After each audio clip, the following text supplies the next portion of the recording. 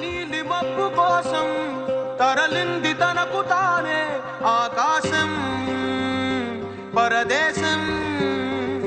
శిఖరపు అంచు నుంచి నేల జారిపోయిన నీటి చుక్క కోసం విడిచింది చూడు నగమే తన వాసం వనవాసం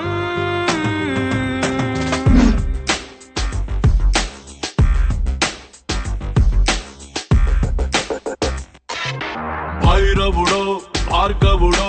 భాస్కరుడో మరి రక్కసుడో